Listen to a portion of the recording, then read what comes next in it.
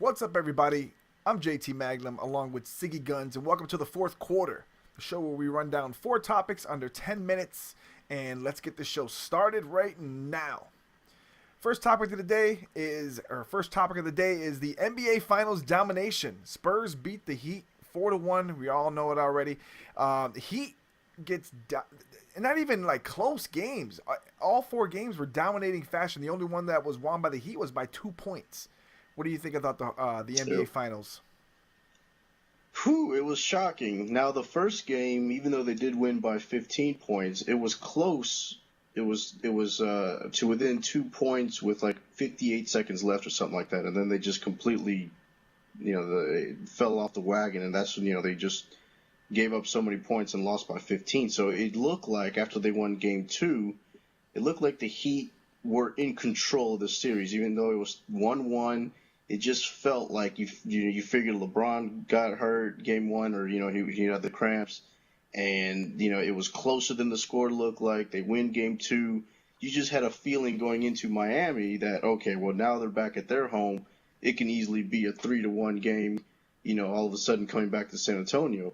But wow, the San Antonio Spurs had different ideas because they just destroyed the Heat, and there was no way to come back into that for both those home games. I mean, that was just so demoralizing to them. It just, there was no way to recover from it, and obviously they didn't. And heading back to San Antonio, I thought maybe if they won the game in San Antonio, then there could have been a shot that they would have gone 7. But wow, I did not expect a 5-game win for San Antonio, and it could have easily been a sweep in the end.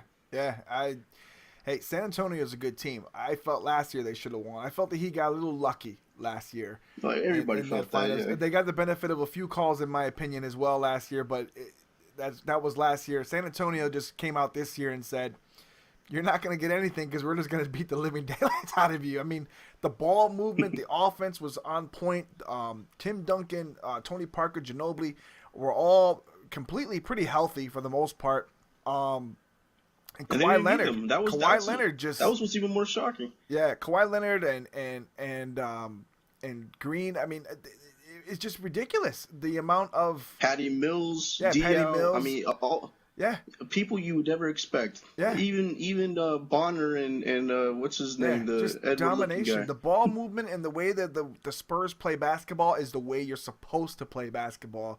And it's actually, I'm not really a big fan of San Antonio Spurs. I'm a Lakers fan, but watching them destroy the Heat like that just felt great. Just because you always hear about the big 3 and you hear about LeBron and all this other stuff, and it makes you want to cheer for a team like the Spurs who did it the right way through the draft, through getting the right people, filling in the holes in the right spots. And Popovich is just an underrated great coach. I mean, he's just a great coach. So I'm very happy for him. He probably is the greatest coach ever. He really is. And then next to Phil. To your point. To your point, I put him ahead of Phil because somebody asked him about he had the great players. Popovich had Duncan as the only first rounder in that whole team. If you think about it, everybody else is second round. Yeah. So that's why I put Pop as the greatest coach. Which brings us to topic number 2, the decision part 2.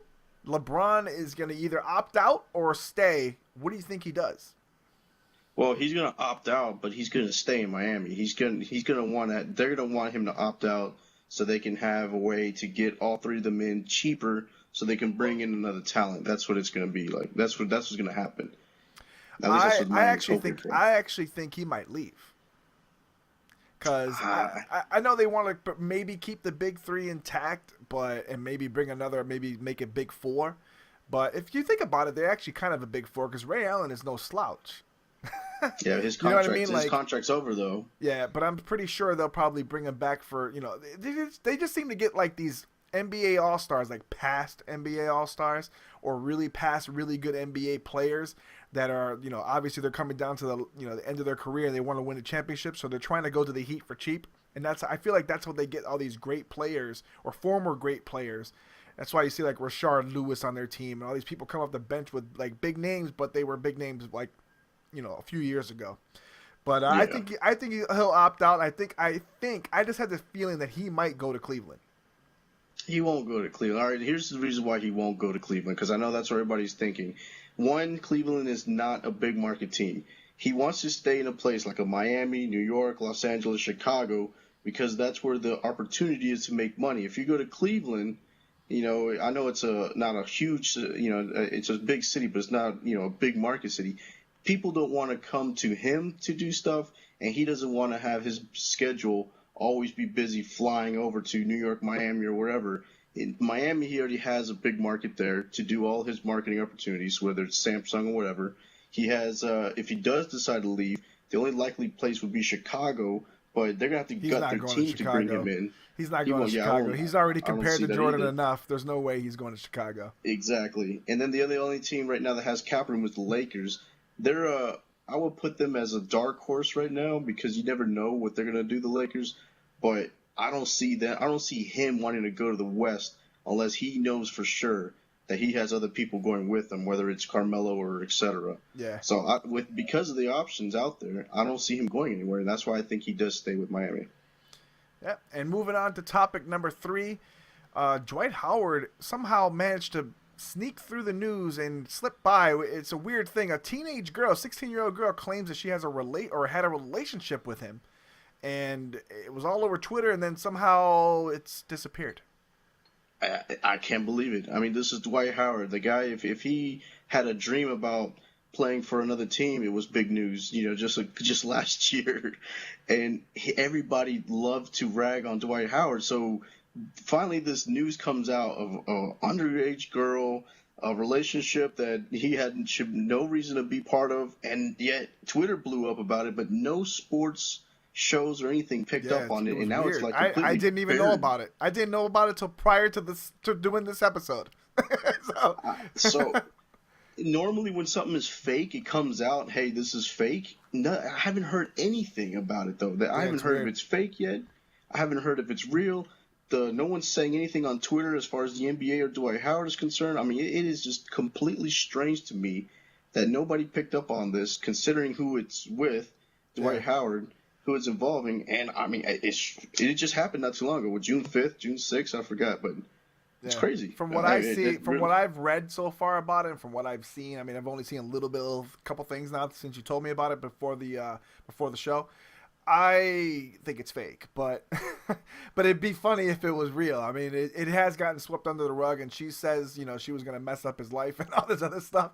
So it just sounds like a teenage girl with a little crush, and she's trying to mess with Dwight Howard. But moving on, topic number 4, the love is gone. Kevin Love wants out of Minnesota, and he wants them to trade him now. So potentially Golden State has been rumored to be the team that is most interested in trying to trade for him. So where do you think he goes? I don't know where he goes. I think the draft, coming up here soon is going to play a big role. Also, LeBron, Carmelo, all this is also going to play a big role. A lot of teams are going to want to be in the discussion. Even the Celtics, I heard, are in the discussion because they're trying to be more appeasing to the free agent class of not only this year but next year, where you have guys like, I think, Kevin Durant and all that coming out. So it's a big name.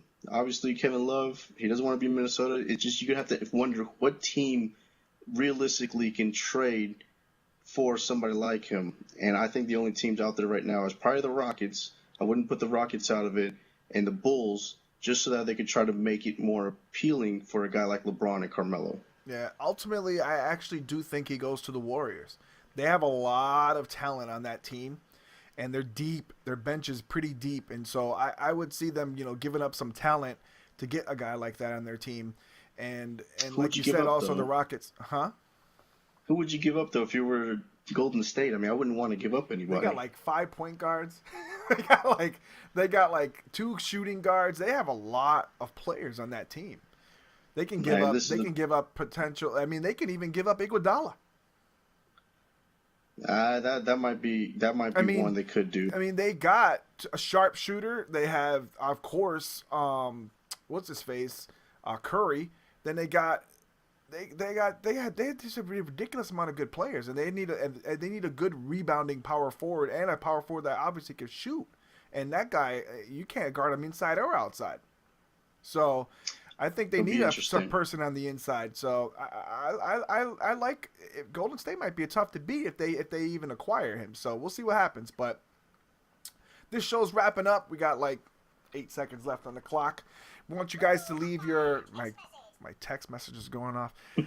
Leave your comments in the comment section to anything that we're talking about in the topics. If you have any other topics you want us to discuss, please feel free to let us know. And that's it. Anything you want to add? No, it was a great NBA season.